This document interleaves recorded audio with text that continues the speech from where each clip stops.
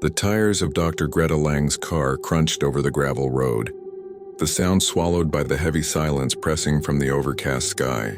The hospital loomed ahead, its jagged silhouette twisting subtly when viewed from the corner of her eye.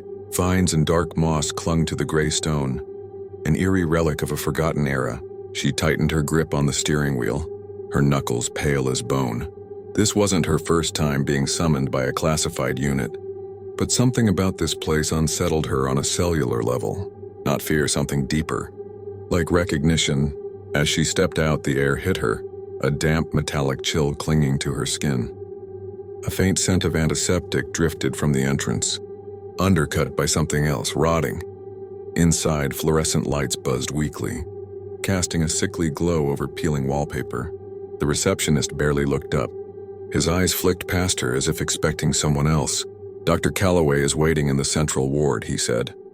"Turn right, then left, and—" "I'd avoid the mirrored corridor." Greta frowned. "Why?"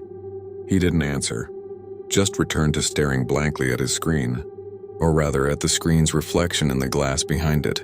The hallways stretched unnervingly long, walls lined with tarnished mirrors. Greta hesitated, catching a glimpse of her reflection.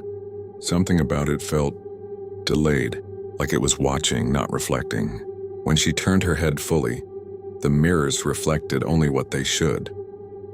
A trick of the light, surely. She quickened her pace. The patient. The central ward was vast, thick with the hum of machines and muttered whispers that never quite seemed to have a source. Greta's eyes landed on a young woman, Karina, barely 20, her pale skin marred by intricate spiraling scars beneath thick gauze. "She's been like this since she arrived," said Nurse Lena Torres, a woman whose steady voice couldn't quite mask her discomfort. "She mutters about a house, about fire. The spirals appear when she speaks of it." Greta approached the girl, pulling on gloves. She traced the edge of one spiral gently. The raised flesh was too perfect, too deliberate, like something etched from within. Not a self-harm pattern, something else, something intelligent. Karina stirred, lips trembling. "The walls. The fire left me there." A chill crawled up Greta's spine. She pulled back quickly, masking her unease. "She needs to be transferred to the experimental wing. We need to suppress the memory." "Trigger." Lena's gaze darkened. "Are you sure that's wise?" "I'm here to find answers." The spiral wing.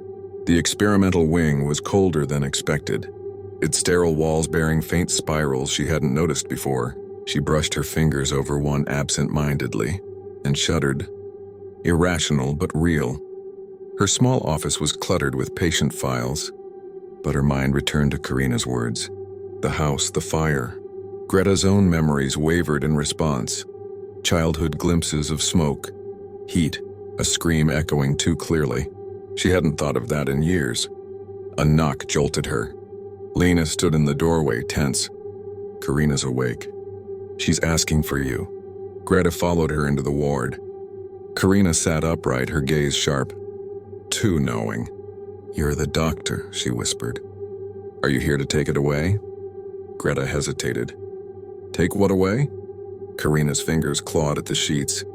"The house. The walls. It won't let me go." "Describe the house." "What do you see?" Karina gasped. Her body stiffened, eyes rolling back. The spirals on her arms darkened, glowing faintly. Then she whispered, "It's inside you too." The monitors shrieked.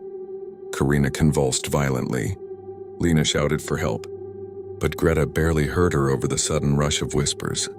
Not from Karina, but from the walls. The first mark. Later, in her office, Greta traced the patterns in Karina's scans. The spirals weren't random. They were structured. Language. Like something communicating through flesh. A knock startled her. She turned up, but the doorway was empty. Then the lights flickered, and in the mirror across the room, her reflection didn't move. Her breath stalled.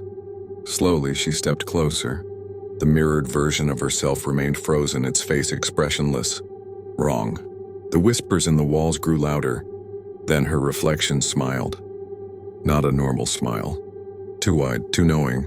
The spirals on its skin pulsed, shifting and growing like living scars.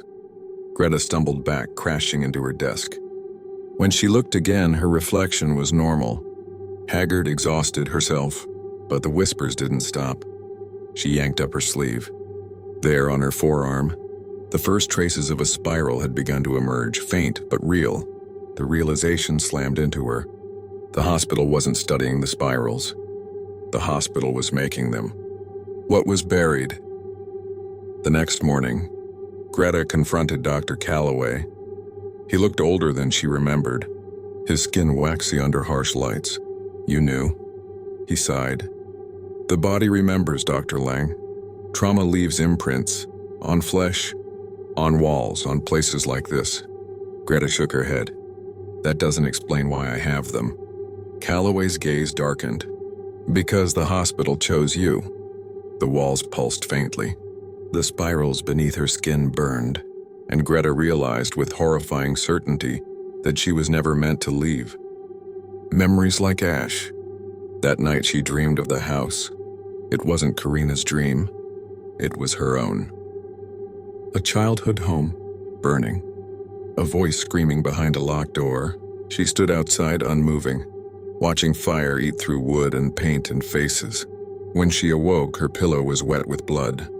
Her fingernails had torn at her arms in sleep. Spirals had bloomed further, not just on her skin, but etched faintly into her sheets. The third corridor. There was a hallway in the hospital no one used. The mirrored corridor. Greta walked it now. Mirrors lined both sides. Dozens of them, each flickering subtly with dim reflection. She paused at one. Her reflection blinked twice. She hadn't. She reached out. The mirror was soft. Her hand sank into it like water. Behind the glass, her mirrored self smiled again, then stepped back. She felt her fingers twitch involuntarily. Then her arm moved, not by her will, and scribbled something on her notebook. A perfect spiral. Infiltration. Lena found her in the lab hours later, hunched over a microscope, sweat-soaked and muttering to herself. "Greta, what are you doing?" Greta didn't respond. On the slide was her own blood, but within it, embedded, writhing, there were shapes. Spirals so small they seemed biological, micro-organic. They weren't a symptom. They were a parasite. No, not a parasite. A carrier. Karina, the hospital, the mirrors, everything in all the containment system. And something had leaked. The others.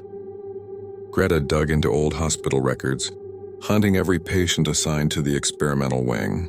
Karina was the third. The first was a man named Malcolm Wren, admitted 22 years ago. After his family burned in a house fire, discharged, went missing, presumed dead. The second, Dr. Lang's own mother. Notes, self-harm in spiral patterns. Diagnosis, delusion centered on mirrors, whispers, fire. Outcome, suicide in isolation. Greta collapsed backward. They hadn't just chosen her. They'd always had her, closing the loop. Karina was gone. Her bed empty, sheets bloodless, monitors clean. But the mirrors in her room were blacked out, scratched by fingernails. Her final act. Greta stood before them now, knowing what came next.